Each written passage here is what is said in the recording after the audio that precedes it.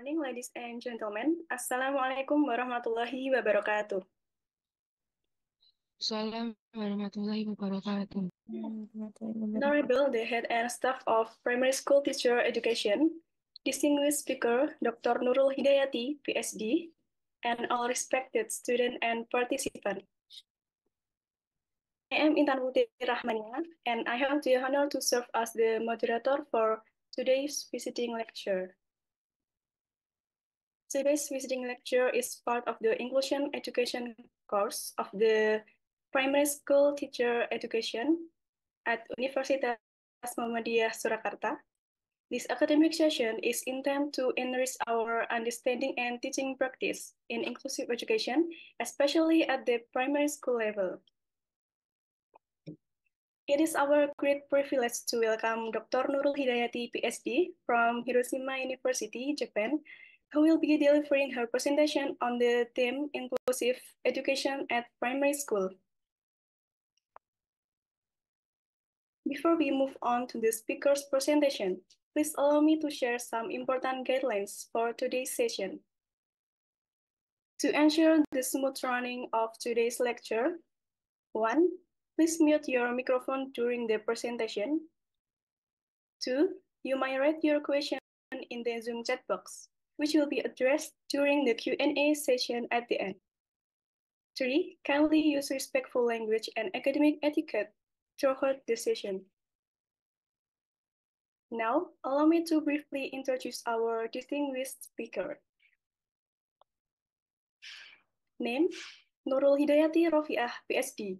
Present post, Associate Professor, Special Appointment, Wellbeing Promotion Office. The Institute of Diversity and Inclusion, Hiroshima University. Qualification, degree onwards. 2010, Bachelor of Education, Islamic Education, State Islamic University, Sunan Kalijaga. 2013, Master of Education in Islamic Primary Education, State Islamic University, Sunan Kalijaga. 2022, PhD in Education in Special Education Needs, Hiroshima University. Current membership of professional bodies. 2024, Present Japan Wellbeing Society. 2019, Present the Council of Exceptional Children. 2020, Present the International Academic Forum. 2020, Present International of Dyslexia Association. 2021, Present PG Disability Inclusive Disaster Risk Reduction. 2022, Present Southeast Asia Association for Special Education. 2022, Present Formasi Disabilitas. 2022, Present Global Ambassadors of Sustainability.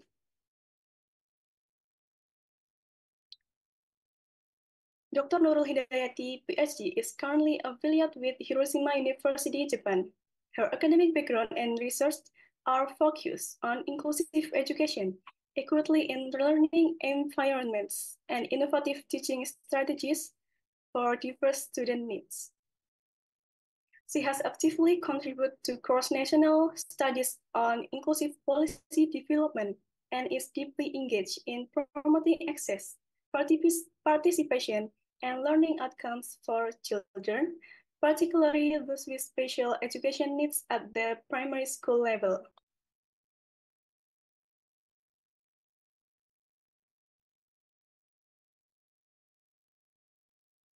Without further ado, I now invite Dr. Nurul Hidayati, our PhD, to deliver her presentation. Dr. Nurul, the time is yours. Please unmute your microphone. Yeah, thank you very much, Mbak Intan, for a brief introduction.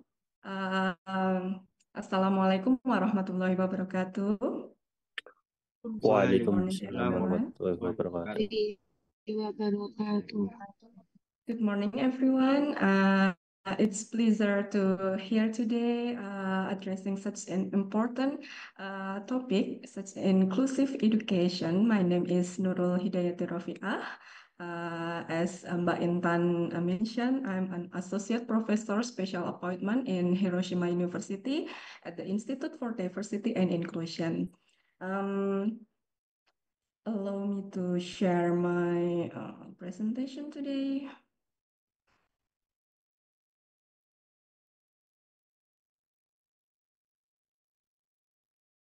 Okay. My research is driven by the beauty and complexity of Indonesia. We live in Indonesia, an archipelago all over 17,000 islands, each brimming with tapestry of cultures, ethnic groups, religions, and races. This diversity adds to richness of our nation, but also present unique challenge in our education. So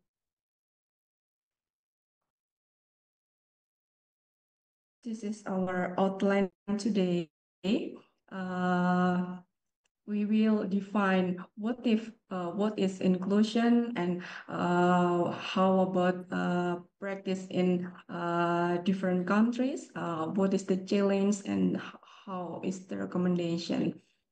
Maybe after this I will explain in Indonesia to easy for us understand about our lecture.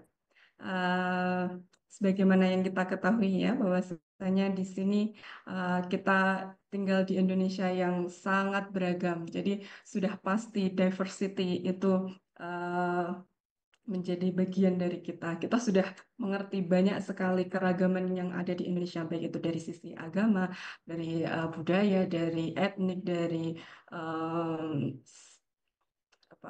ras dan lain sebagainya. Nah, kadang-kadang ini akan menimbulkan beberapa tantangan yang mungkin terjadi dalam khususnya pendidikan. Nah, sebenarnya apa sih inklusi itu? Gitu ya.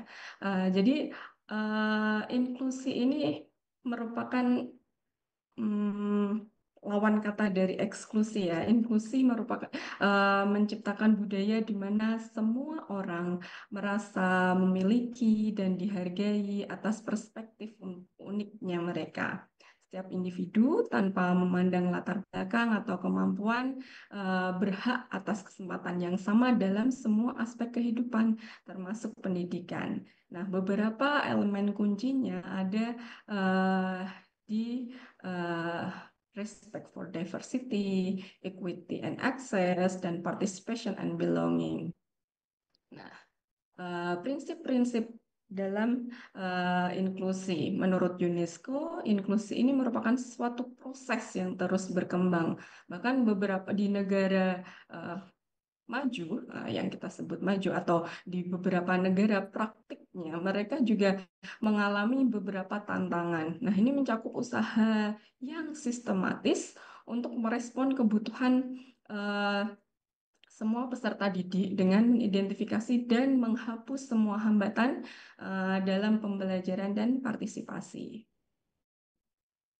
Nah, di sini hambatan terhadap inklusi bisa bersifat fisik, misalnya seperti akses ruang, sosial seperti stigma, atau institusional seperti kurikulum yang tidak fleksibel. Mengidentifikasi dan menghapus hambatan-hambatan ini adalah tugas kita bersama, utamanya ini calon guru SD ya. Nah, kita memiliki peran penting agent of change. Jadi bagaimana kita bisa menciptakan lingkungan belajar yang ramah untuk semua. Nah, di dalam slide itu ada dua gambar. Bagian kiri kita sebut equality atau kesetaraan. Nah, satu kotak untuk berdiri dan menonton pertandingan. Meskipun bantuan yang diberikan setara, nah sama-sama satu kota, namun hasilnya ini tidak adil. Anak kecil tidak bisa melihat. Anak yang pakai kursi roda tidak bisa menggunakan kotaknya sama sekali karena hambatan akses. Kesetaraan ini memberikan perlakuan yang sama pada semua orang tanpa mempertimbangkan kebutuhan spesifik mereka. Hasilnya justru akan memperkuat ketidaksetaraan. Nah, bagian kanan di gambarnya itu ada equity, keadilan. Setiap individu diberikan dukungan yang sesuai dengan kebutuhannya. Orang dewasa tidak perlu diberi kotak karena dia sudah bisa melihat tanpa bantuan. Anak kecil diberi 2 kotak mungkin agar dia bisa melihat dengan jelas. Anak yang menggunakan kursi roda disediakan rem atau jalur landai sehingga aksesnya itu setara. Nah, keadilan di sini berarti memberikan dukungan yang dibutuhkan agar semua orang memiliki kesempatan yang setara untuk berhasil, bukan perlakuan yang identik. Apa kaitannya dengan pendidikan inklusif? Di gambar ini sangat relevan ya untuk menjelaskan bahwasanya hambatan terhadap inklusi dan bagaimana prinsip keadilan atau equity harus diterapkan dalam sistem pendidikan. Misalnya dari sisi fisik, siswa dengan disabilitas mungkin membutuhkan akses bangunan yang ramah terhadap pengguna kursi roda, atau kita bisa memberikan materi yang sifatnya audiovisual. Siswa dari kelompok yang minoritas mungkin menghadapi stereotip atau diskriminasi yang bisa menghambat partisipasi aktif. Nah, dari sisi institusional, mungkin kurikulum yang kaku dan evaluasi yang seragam seringkali mengabaikan keberagaman kebutuhan dan potensi siswa. Nah, oleh karena itu, menciptakan lingkungan belajar yang ramah bagi semua calon pendidik perlu mengidentifikasi hambatan-hambatan ini dan menyesuaikan strategi pembelajarannya nanti, bukan hanya sekedar memberikan perlakuan yang sama. Nah, dalam prinsip lainnya, inklusi ini bukan hanya soal kehadiran siswa di kelas ya, eh, tapi memastikan bahwasanya mereka juga aktif terlibat, memiliki meaningful participation dalam memperoleh pendidikan. Kadang ada beberapa praktik, misalnya uh, ada yang mendeklarasikan sekolah ini inklusi, tapi tidak ada modifikasi yang diberikan, tidak ada akomodasi yang diberikan, disamakan, tapi dia hanya yang menerima, bukan hanya menjadikan satu anak-anak yang berkebutuhan khusus itu di dalam satu kelas, tapi tidak ada akomodasi dan modifikasi. Nah, itu belum disebut sebagai inklusi. Di sini prinsip ini menekankan bahwa setiap siswa harus diberikan peluang yang sama untuk belajar, untuk terlibat, dan untuk berhasil sesuai dengan potensi dan kebutuhannya. Selain itu, juga kita harus dalam pendidikan inklusi ini kita fokus kepada semua siswa. Jadi kita mengakui keberagaman itu.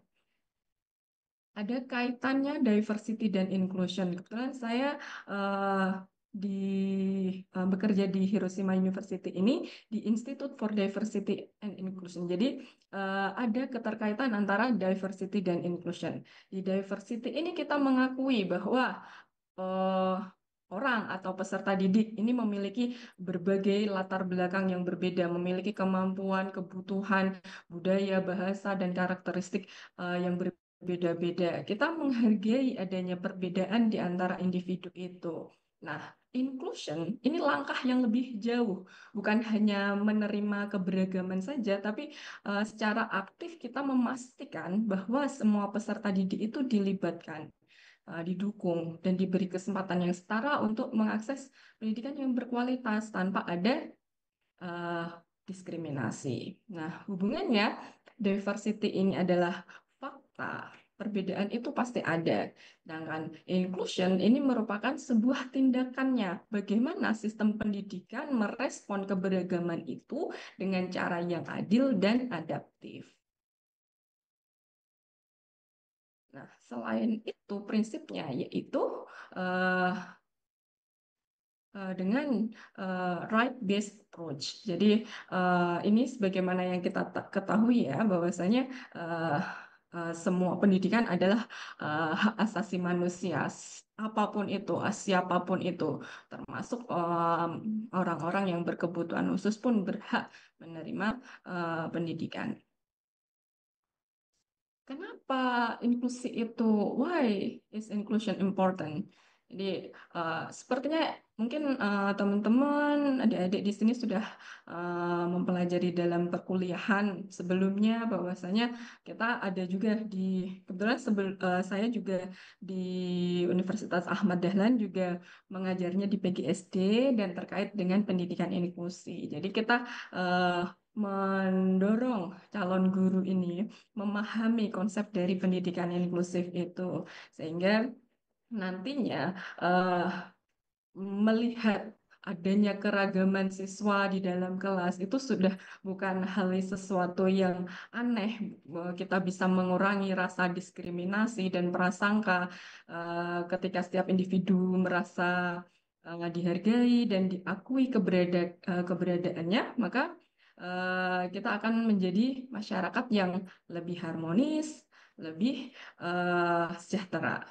Nah, lingkungan yang inklusif ini bisa meningkatkan kesejahteraan dan mengembangkan individu sekaligus mendorong inovasi dan kreativitas. Oke. Eh, ini saya singgung sedikit beberapa praktik yang ada di beberapa negara. Kebetulan di UK ini tahun 2023, berarti 2 tahun yang lalu, saya dan juga beberapa mahasiswa berkesempatan untuk belajar melihat, maksudnya meneliti terkait pendidikan inklusi yang diterapkan di uh, Inggris. Di kita mengobservasi juga di beberapa sekolah, termasuk sekolah inklusi, sekolah SLB dan juga PAUD yang ada di sana. Nah, eh, praktiknya di Inggris itu dorongan untuk anak-anak dengan kesulitan belajar dan disabilitas untuk disertakan dengan teman sebayanya ini sebenarnya sudah berkembang selama abad ke-20. Sebagian besar anak-anak dengan kesulitan dan eh, apa, kesulitan dan disabilitas ini eh, dilakukan, kebanyakan mereka itu adalah yang memiliki learning difficulties dan disabilities. Dan belajarnya di special need atau special school. Jadi ada beberapa, kebanyakan yang mereka memiliki disabilitas yang berat itu akan disekolahkan di sekolah khusus. Namun support yang ada itu, nah itu yang menjadi tantangan bagi kita nantinya. Eh, Bagaimana pemerintah daerah dan juga orang tua dan juga mereka saling bersinergi dalam mewujudkan pendidikan inklusif yang sebenarnya itu. Oke. Kemudian eh, ketika saya eh, berkunjung ke sekolah inklusi yang ada di UK, kita melihat ada 6 dimensi dalam pendidikan inklusi yang terlihat dari praktek selama ini yang dilakukannya. Salah satunya yaitu learning and difference. Jadi menjadi inklusif artinya kita mau terbuka dan menerima perbedaan, ya baik perbedaan orang lain maupun diri kita sendiri. Setiap orang itu unik. Nah, kalau semua orang bisa melihat perbedaan sebagai hal yang biasa dan wajar, bukan sesuatu yang aneh, maka pastinya akan menjadi lebih baik. Ini bagaimana sekolah di baik di early school atau di SD. Kebetulan yang kita observasi yang ini di eh, di PAUD-nya ya. Jadi memang dari sisi gurunya itu diberikan kebebasan, tidak ada kurikulum khusus atau buku khusus yang harus dipedomani. Jadi mereka akan belajar sesuai dengan apa yang diminati siswa. Mereka mencoba mendengarkan, listen to the children. Jadi lebih banyak mendengarkan. Oh, hari ini anak-anak pengennya belajar apa? Nah, selanjutnya mereka akan menentukan belajar apa. Eh, Social justice and human right tadi juga ini bagian dari prinsip pendidikan inklusi yang disinggung sebelumnya ya, bahwasanya pendidikan adalah hak setiap orang berhak mendapatkan pendidikan. Itu harusnya semua orang juga bisa mendukung hak asasi ini, menjaga martabat dan membantu setiap orang untuk berkembang menjadi dirinya yang lebih baik. Apapun kebutuhan dan perbedaan kita, kita punya hak untuk diterima dan dilibatkan di masyarakat. Kita juga punya tanggung jawab untuk menghargai orang lain yang berbeda dari kita. Nah, faktanya semua orang itu berbeda. Tidak pernah ada orang lain yang persis sama. Baik yang kembar pun juga pasti memiliki yang berbeda itu tadi. Jadi berbeda adalah keniscayaannya. Kemudian humanis.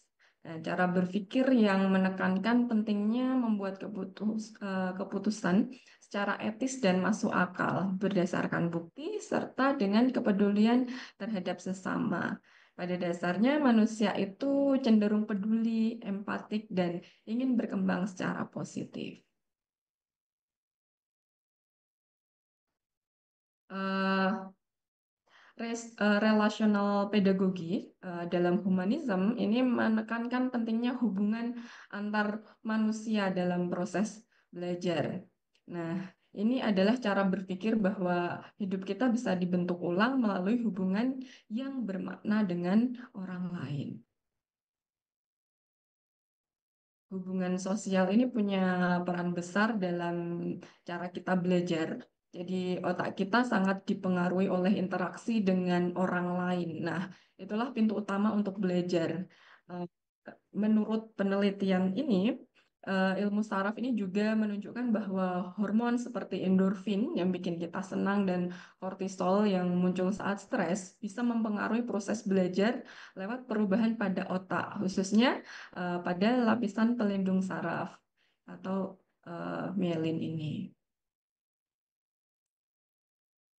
Praksis atau praktik, pada praktiknya kita bisa menerapkan praktik yang didasarkan pada bukti atau bukti-bukti empiris untuk meningkatkan pembelajaran bagi semua orang. Misalnya pembelajaran yang dipandu dengan riset. Eh, Kemudian dalam pembelajaran inklusi misalnya pendekatannya dengan inclusive inquiry atau penelitian kolaboratif yang melibatkan semua pihak secara setara untuk menciptakan perubahan yang lebih adil dalam pendidikan.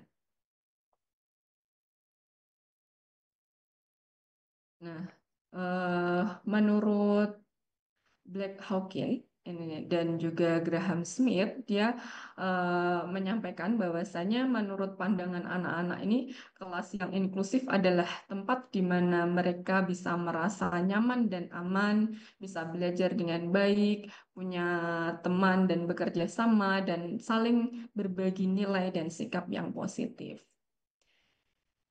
Jadi inklusif itu bukan hanya tentang special needs. Jadi banyak ketika kita dilibatkan dalam satu kelompok dan kita bisa melakukan tadi partisipasi yang bermakna, dihargai dalam satu kelompok itu, maka itulah yang disebut inklusif. Bisa eh, inklusif dalam gender, inklusif dalam agama, inklusif dalam termasuk inklusif special needs atau disabilitas ini.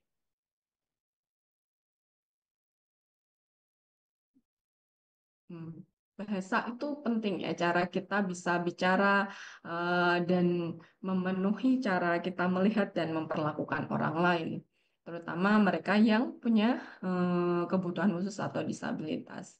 Nah, perubahan nyata dimulai dari kesadaran diri, menyadari sikap dan kata-kata kita sendiri adalah langkah pertama menuju perubahan yang lebih inklusif. Kreativitas. Nah, ini bagian dari eh, elemen pendidikan inklusif. Em, Kalau kita menghargai keberagaman pengalaman dan latar belakang siswa, maka kita juga harus memberi ruang bagi hasil belajar yang berbeda-beda. Nah, kreativitas dalam pendidikan bukan cuma soal seni atau drama, tapi juga bisa menciptakan hal-hal baru atau cara berpikir yang orisinal. Nah, misalnya dalam menerapkan pendidikan inklusi, kita menggunakan pembelajaran berdiferensiasi. Nah, ketika kita menerapkan pembelajaran berdiferensiasi, bukan disamakan. Jadi ketika kita memperhatikan metode yang digunakan disesuaikan dengan eh, kebutuhan siswanya. Anak ini memiliki kebutuhan belajar yang berbeda, maka metode yang akan digunakan berbeda, maka materi yang disajikan atau disiapkan oleh guru juga akan berbeda gitu. Maka guru akan lebih kreatif. Nah, ini beberapa contoh kreativitas yang diterapkan di UK. Jadi bukan semata-mata hanya pembelajaran yang ada di kelas, tapi juga selain itu. Oke, gambar-gambar saja. Dan yang terakhir sepertinya ini ya, bagian penting dari pendidikan inklusif adalah empowerment. Dalam masyarakat, penyandang disabilitas itu sering dianggap apa ya, dia tidak berdaya begitu ya. Dianggap ya eh, juga eh, tidak banyak menuntut atau dikiranya selalu bersyukur gitu. Maksudnya pandangan-pandangan yang tidak adil ini. Karena setiap orang termasuk penyandang disabilitas ini punya hak untuk didengar. Maka eh, perlu kita membuat orang-orang dengan disabilitas termasuk anak-anak ini juga bisa didengar. Mereka juga punya hak untuk didengar. Oke.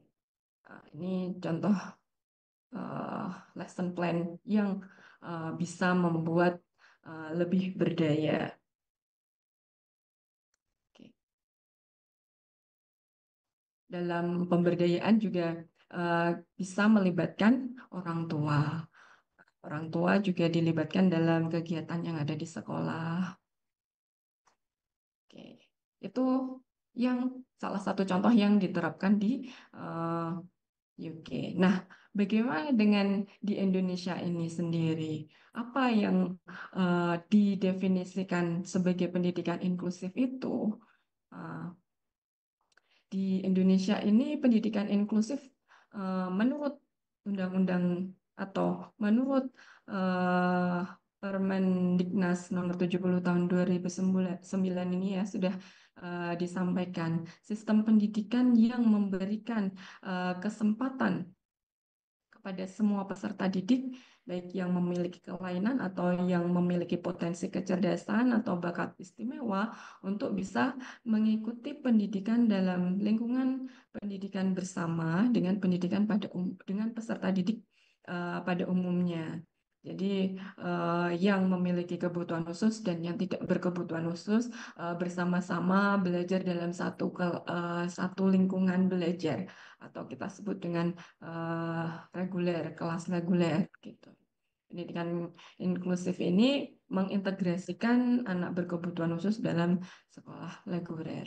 Tapi catatan pentingnya bukan hanya memasukkan tadi ya, memasukkan anak berkebutuhan khusus ke dalam kelas saja, tapi kita perlu memberikan upaya-upaya akomodasi yang layak, kemudian modifikasi pembelajaran yang disesuaikan dengan kebutuhan dari peserta didik tersebut. Nah, di Indonesia sendiri yang paling mendasari adalah dari landasan filosofis dengan penekanannya pada keberagaman dan keadilan sosial dalam Pancasila dan juga di situ disebutkan ada Bhinneka Tunggal Ika. Sepertinya kita juga sudah sangat memahami ya, berbeda-beda tetapi tetap satu jua. Nah, di sini persatuan dalam keberagaman, pentingnya eh, bekerja bersama menuju tujuan bersama dalam semangat gotong royong dan juga kesatuan meskipun terdapat perbedaan. Nah, selain itu juga ada landasan agama. Apalagi kita sebagai umat Muslim ya, pegangan kita adalah Al-Quran dan Sunnah. Landasan keagamaan ini juga memainkan peran penting dalam uh, implementasi pendidikan inklusif di Indonesia. Uh, ini salah satu contohnya adalah dari agama Islam yang kita anut, gitu. Uh, dalam surat Al-Hujurat ini sering dikutip ya untuk menekankan kesetaraan dan pengakuan atas keberagaman sebagai bagian dari ciptaan Allah, menjadikannya dasar yang relevan dan kuat untuk mendukung praktek pendidikan inklusi. Sesungguhnya di antara uh, yang paling bertakwa di antara kalian adalah yang paling yang paling bertakwa maksudnya, yang paling bertakwa sesungguhnya yang ya ini nih. Kemudian dari hadis juga eh, ada kullu mauludin yuladu ala fitrah, ini potongan hadis ya. Jadi setiap anak itu dilahirkan dalam keadaan fitrah. Fitrah itu suci. Namun ada juga yang mengartikan ini sebagai potensi kecenderungan. Jadi eh, kemurnian bawaan atau kecenderungan alami setiap manusia terhadap kebaikan serta potensi. Nah, setiap anak yang dilahirkan pasti membawa potensi ya kan. Nah, eh, potensi ini itu yang nantinya akan berkembang atau tidak berkembang itu tergantung. Nah, nanti ketika kita belajar eh, apa pendidikan itu bukan hanya bawaan saja, tapi juga bagaimana lingkungan mempengaruhi. Nah, di sini lingkungan juga akan mempengaruhi. Nah, ini beberapa aturan yang dari awal terkait pendidikan, penerapan pendidikan inklusif, mulai dari undang-undang terkait penyandang disabilitas sampai dengan yang terbaru itu ada peraturan pemerintah tentang akomodasi yang layak untuk peserta didik disabilitas. Dari Permendikbud juga sudah Permendiknas Permendikbud ya, tahun 2023 malah yang terbaru itu dari aturan. Nah, sebenarnya kalau dari aturan kita sudah ngeset ya, tapi bagaimana implementasinya? Nah, itu yang perlu kita pastikan bahwasanya aturan-aturan yang sudah disiapkan itu dapat kita implementasikan dengan baik sehingga kita bisa memenuhi hak penyandang disabilitas untuk memperoleh pendidikan yang setara. Nah, di sini setiap tahunnya ternyata anak-anak dengan disabilitas dan kebutuhan khusus itu mengalami peningkatannya banyak sekali. Eh, di Jogja utamanya juga mulai banyak sekolah-sekolah yang memang aturannya juga sekolah harus menerima anak berkebutuhan khusus atau disabilitas.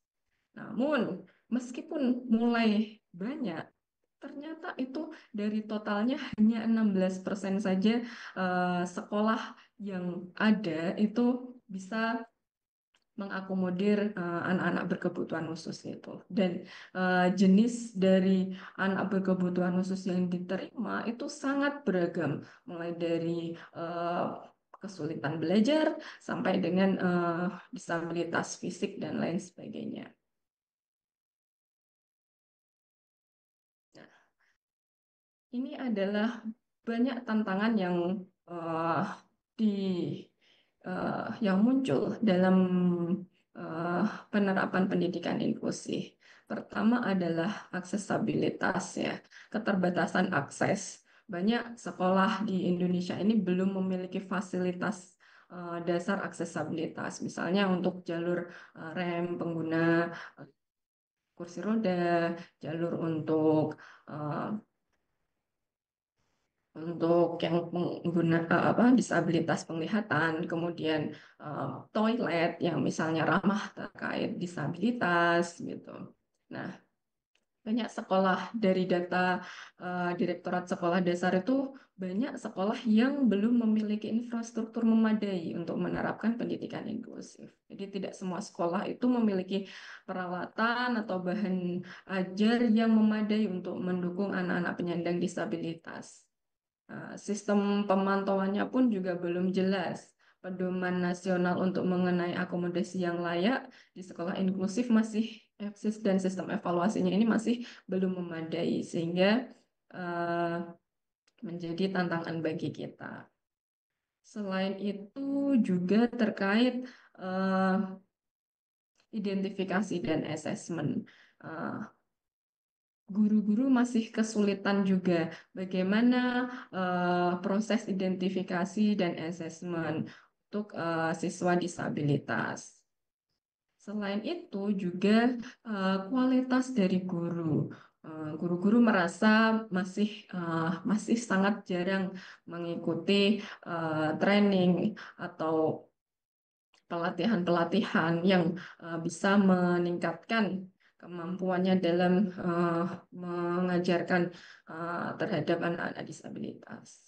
Selain itu juga budgeting. Nah, ini yang paling penting. Pendanaan untuk pendidikan inklusif juga masih sangat kurang. Belum ada regulasi yang mewajibkan harus mengalokasikan anggaran untuk mendukung terkait pendidikan inklusif. Nah, ini dari pemerintah daerah itu juga belum ada aturan terkait itu. Kemudian dari sisi uh, persepsi, social perception ini juga masih banyak terdapat diskriminasi, kemudian sikap yang negatif, bullying terhadap anak disabilitas. Dan yang terakhir adalah belum banyak, mungkin sudah ada, tapi belum banyak dari penerjemahan aturan-aturan yang ada di pusat itu ke peraturan daerah. Nah, padahal peraturan daerah ini penting untuk mengimplementasikan dari wilayah paling dasar dari bawah gitu. Oke. Nah, bagaimana rekomendasinya? Jadi penting kita paling utamanya adalah bisa uh, training for teacher. Jadi bagaimana memberikan pelatihan untuk guru.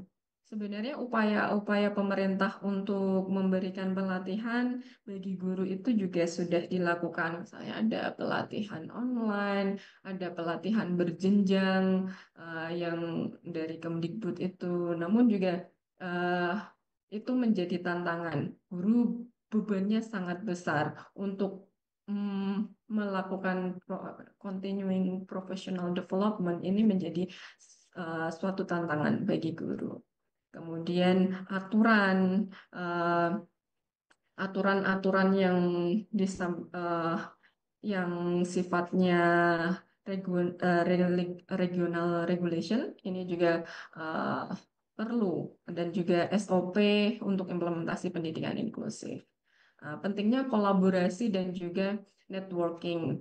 Nah, bagaimana kita bisa uh, berkolaborasi, bukan hanya guru, seolah-olah itu pendidikan diselesaikan oleh sekolah, padahal banyak dari stakeholder yang perlu dilibatkan, baik itu orang tua, NGO, profesional, ini misalnya dari psikolog atau dari guru, psikolog atau dari eh, dokter misalnya, terapis.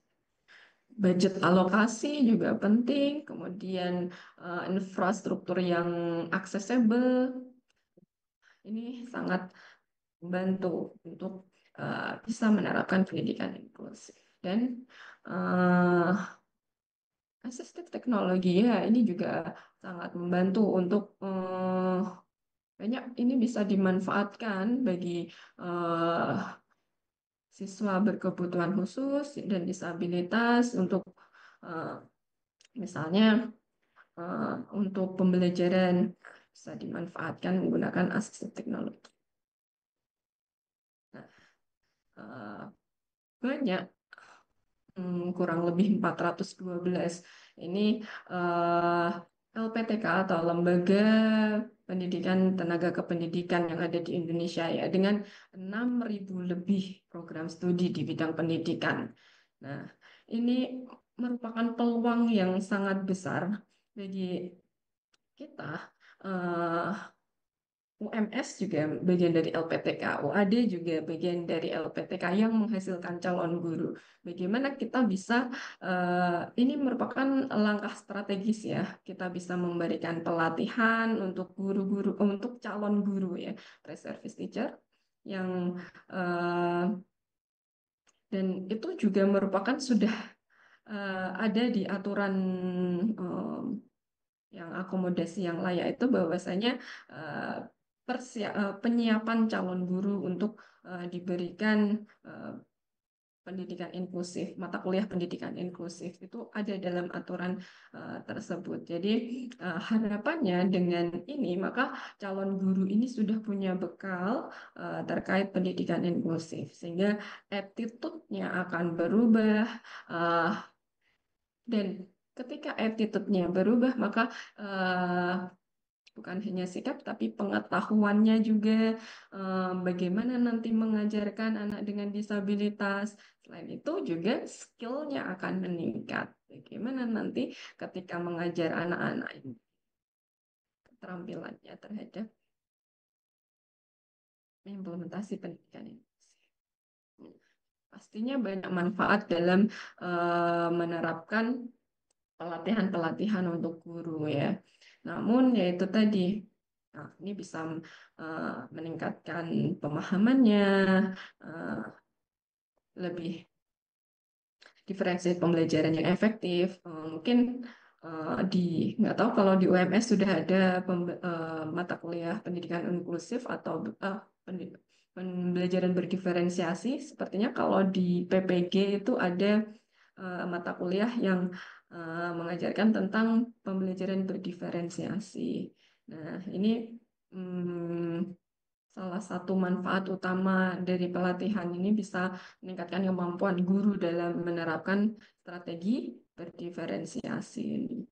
Diferensiasi bisa berarti menyesuaikan pengajaran agar sesuai dengan kebutuhan siswa. Jadi bukan hanya kontennya saja, tapi juga ada kaitannya dengan metodenya dan juga lingkungan belajarnya.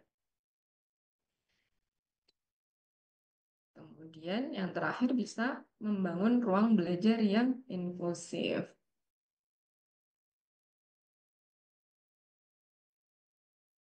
Nah, beberapa tantangan dalam memberikan pelatihan pastinya karena sumbernya yang masih terbatas, waktu yang terbatas, nah ya, dan juga resistance to change. Oke. Nah, bagaimana mengatasi masalah itu tadi? Kita bisa melakukan kolaborasi, kemudian eh, melibatkan orang tua dan juga eh, educator support. Oke. Nah, ini beberapa hal yang kebetulan saya di Jepang ini yang saya pelajari di sini juga ketika menerapkan pendidikan inklusi, terutama di Jepang, ada praktik-praktik baik yang bisa mendukung eh, terimplementasinya pendidikan ini secara efektif. Nah, dari sisi regulasi, kemudian dari sisi guru.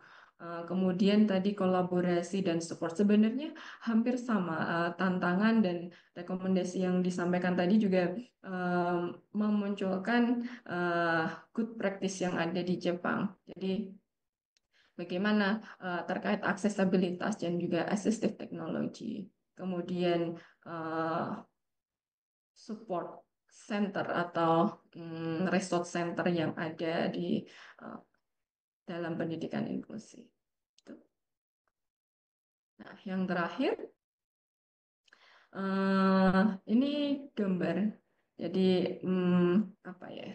Ketika kita menciptakan sesuatu hal yang itu accessible untuk orang disabilitas atau berkebutuhan khusus, maka sebenarnya itu adalah kita memberikan kesempatan untuk semua orang, ya kan? Ini contoh di dalam gambar, kalau misalnya kita ini saljunya ini dibersihkan di bagian yang jalur rem, maka bukan hanya pengguna kursi roda, tapi yang berjalan reguler pun juga dia bisa melewati jalur rem yang ada itu. Nah, creating accessibility for people with special needs opens up opportunities for everyone. Ya, itu saja yang mungkin bisa saya sampaikan. Kita bisa diskusikan lebih lanjut. Terima kasih. Assalamualaikum warahmatullahi wabarakatuh. Waalaikumsalam warahmatullahi wabarakatuh. Thank you very much, Dr. Nurul, for the insightful and thought-provoking presentation on inclusive education at primary school. Your perspective, especially from a global context like Japan, provides rich input for our academic and practical understanding. We will now open the floor for a Q&A session. I will read a few questions from the Zoom chat box.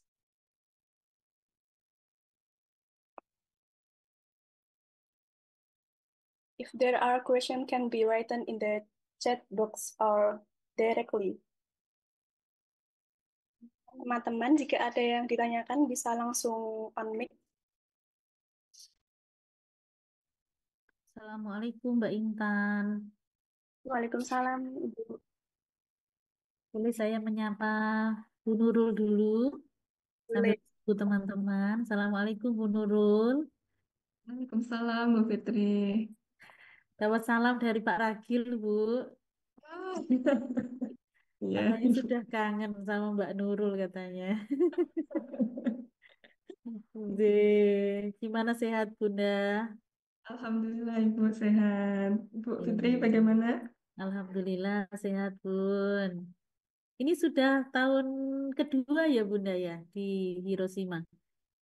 Iya, baru tahun kedua ya. Baru tahun kedua. Oke. Program apa Bun ke Hiroshima ini? Visiting lecture kata Pak Ragil. Eh, Iya, jadi saya di sini sebagai associate professor Ibu. Jadi Hmm. semacam itu ya mungkin ya, tapi special appointment gitu. Jadi sementara saya dibebas tugaskan di UAD, kemudian Oke. saya eh, sementara mengabdi di sini. J, J, J.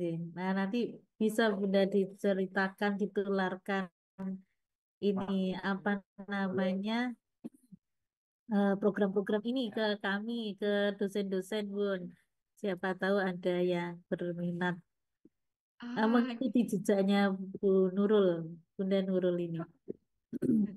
baik Bu Fitri. Sebenarnya di sini juga untuk kesempatan untuk dosen ataupun mahasiswa untuk bisa exchange atau kalau untuk dosen itu ada namanya ya visiting lecture atau postdoktoral juga ada. Jadi Doktoral. nanti bisa bisa mungkin ya sharing gitu Oke. terkait itu. Oke, J. J, kelihatannya sudah ada yang ingin bertanya ini. Ya, Mbak Intan ya. Monggo, teman-teman, adik-adik semuanya, kesempatan boleh bertanya di sana seperti apa diferensiasinya atau di planningnya mungkin. Nah, ayo kesempatan ini ada Bunda Nurul. Biasanya kami kalau visiting lecture bahasa Inggris semua, Bunda. Jadi agak kadang-kadang memahaminya kan agak susah. Nah, ini kan ada bilingual, nggih. Jadi bisa lebih mudah untuk dipahami. Sukses selalu Bunda Nurul, nggih. Sehat selalu. Amin, terima kasih Semoga Ibu. satu hari bisa ketemu di Ya, di kami tunggu Indonesia, di Hiroshima. di Indonesia atau di Hiroshima. Hiroshima boleh. Ye, ye. Ye, terima kasih Bunda. Monggo Mbak Intan bisa dilanjutkan. Baik, Bu. Terima kasih. Teman-teman, jika ada yang bertanya, bisa langsung on mic. Karena nanti ada door prize untuk 2 penanya. Mungkin sambil menunggu saya bisa menceritakan ya. Eh, anak saya kebetulan sekolah di SD yang ada di sini di Mitsujo Elementary School. Nah, eh, anak saya bukan termasuk anak yang disabilitas, namun anak saya ini memiliki kebutuhan khusus. Salah satunya yaitu dia bahasa. Nah, bahasa itu ternyata bisa menimbulkan kebutuhan khusus. Nah, tadi kan salah satu yang saya sampaikan ada kaitannya dengan bahasa begitu.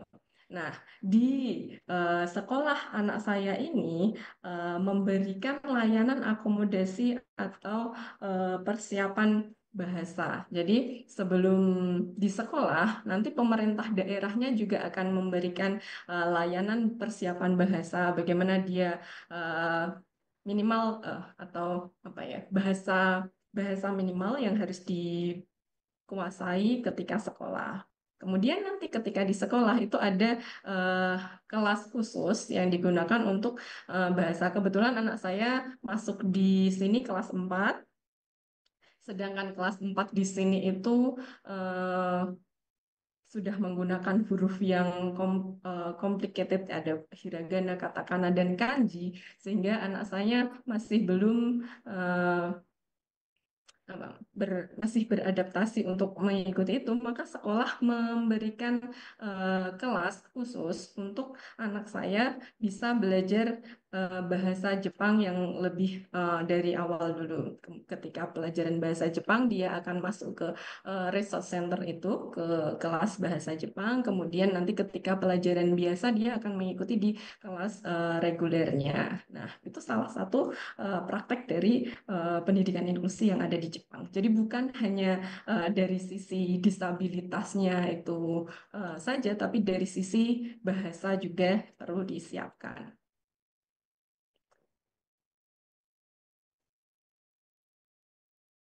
Ada yang bertanya nggak, Mbak Intan?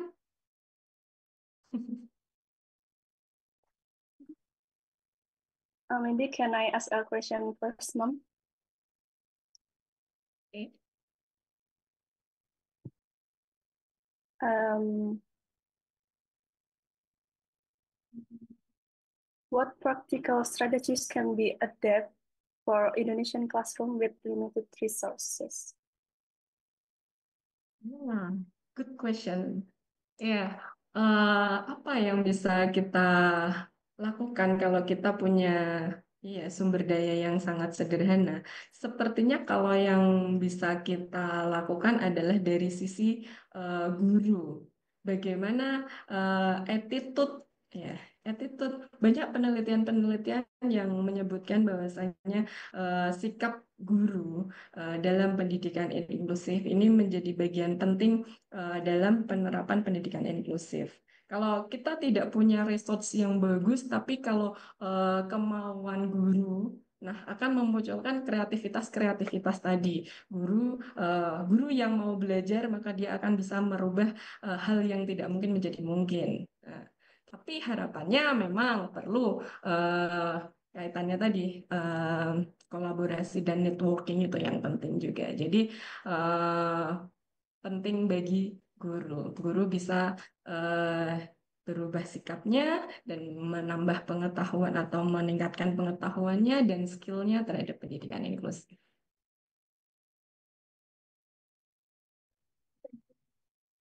Thank you, ma'am, for the answer.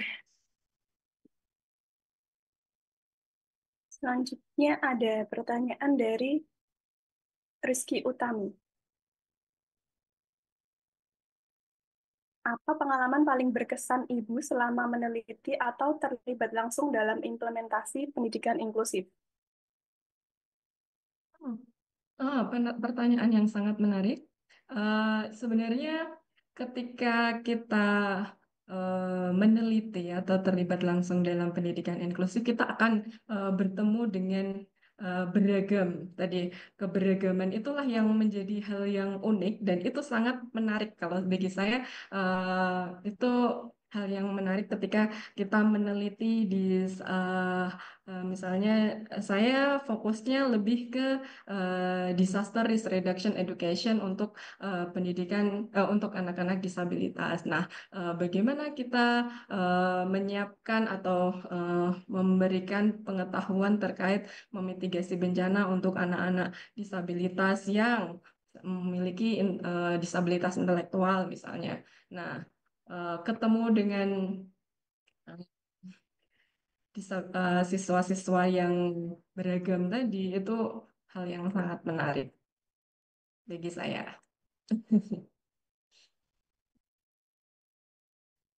Terima kasih. Apakah ada feedback dari Mbak Rizky Utami?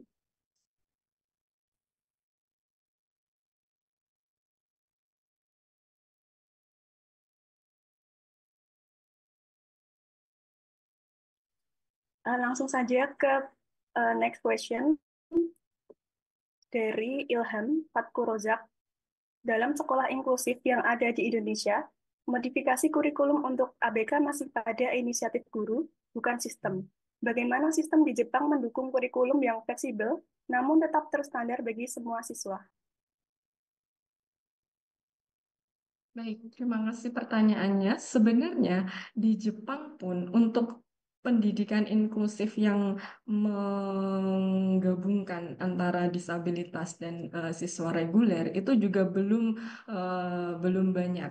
Mereka bagus di pendidikan khususnya atau yang di SLB-nya. Nah, bagaimana sistem di Jepang ini mendukung kurikulum itu, kurikulum yang fleksibel ini? Jadi guru-guru juga diminta untuk memang selalu mengupgrade. Ada namanya sertifikat. Jadi guru itu harus mengikuti sertifikat-sertifikat yang nantinya itu akan dipantau oleh pemerintahnya, pemerintah daerahnya begitu. Jadi eh, dari pemerintah daerah itu meminta guru untuk upgrade terkait skill pembelajarannya atau nanti pengetahuan-pengetahuannya itu nanti sehingga itu menjadi kemampuan guru itu tadi ya yang paling bisa mendukung itu. Itu mungkin dari saya. Thank you for the answer. Apakah ada feedback dari Mas Ilham? Cukup, ya. Selanjutnya pertanyaan dari Salma Khalisa. Apakah di Jepang bahasa isyarat menjadi salah satu materi pendidikan yang wajib diajarkan pada seluruh peserta didik, baik reguler maupun tidak? Menurut Ibu, apakah pendidikan bahasa isyarat perlu masuk pada kurikulum pembelajaran di Indonesia? Sepertinya kalau sebagaimana yang saya tahu ya, kalau di Jepang bahasa isyarat bukan menjadi materi wajib, itu menjadi wajib kalau dia eh, ngambil Departemen Pendidikan Khusus yang fokusnya ke eh, itu apa namanya deaf atau yang memiliki hambatan pendengaran. Menurut saya perlu masuk kurikulum atau tidak itu mungkin bisa kita kuatkan. Jadi tidak perlu harus gitu. Tapi dari guru itu akan atau calon guru, nah, mbak-mbak dan mas-mas ini kalau memiliki kemampuan untuk eh, apa belajar Bisindo eh, itu akan lebih baik. Atau mungkin yang lebih internasional misalnya eh, American Sign Language atau eh, Makaton atau apa yang belajar bahasa isyarat itu akan lebih baik menjadi nilai plusnya. Karena kan kalau di sekolah reguler belum tentu ada siswa yang memiliki hambatan pendengaran, tapi tidak menutup kemungkinan siswa disabilitas pendengaran itu ada, maka akan lebih baik jika kita mempelajarinya.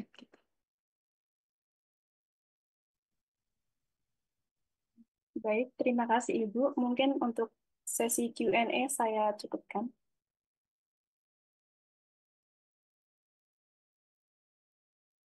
Ladies and gentlemen, we have now come to the end of this visiting lecture. To summarize a few key takeaways from today's sessions, inclusive education requires collaborations among teachers, parents, and the broader community.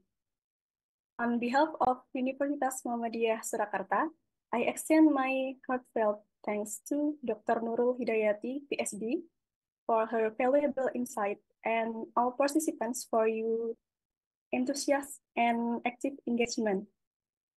Let us continue to foster inclusive values in education for the betterment of for all learners. Please give a round of applause virtually or otherwise for our speakers and for yourselves. Thank you. Wassalamualaikum warahmatullahi wabarakatuh.